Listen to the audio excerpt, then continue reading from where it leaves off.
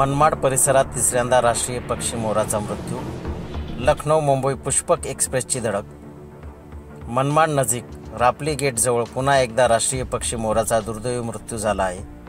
दुपारी 4:20 लखनौहून मुंबईकडे जाणाऱ्या पुष्पक एक्सप्रेसने या गाडीने 256/F पोल नंबर जवळ एका मोराला धडक दिली आहे. रेल्वे कर्मचारी साईनाथ भालचंद्र संसारे व जेई बाळासाहेब यशवंत ही आपली ड्युटी बजावत असताना ही घटना प्रत्यक्षात बघितली व ही सविस्तर माहिती वन्य पशु प्राणी मित्र व युवा क्रांती माहिती अधिकार संघटना उत्तर महाराष्ट्र युवा अध्यक्ष भागवत झालटे यांना दिली. झालटे यांनी कोणताही विलंब न लावता त्या ठिकाणी हजर होऊन वन अधिकारी राहुल घुगे यांना माहिती दिली.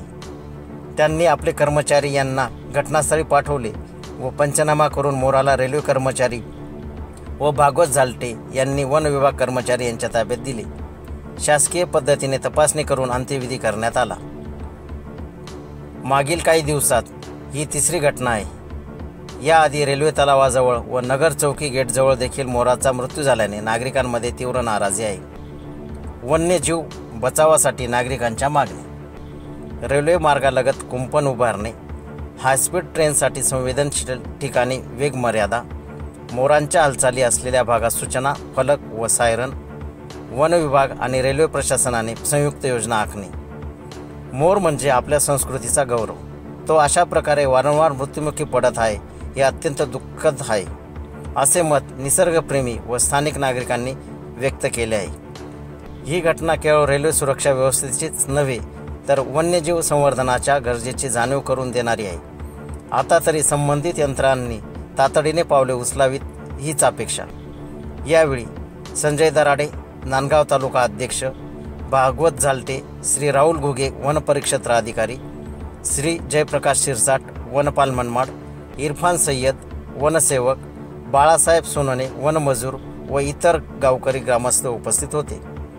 24x7 न्यूज रिपोर्टसाठी चांदोड विभागीय संपादक भागवत झालटे. गाडीने उडवलं, कोणत्या गाडीने उडवलं आणि तुम्ही काय करत होता त्यावेळेस? तुमचं नाव काय?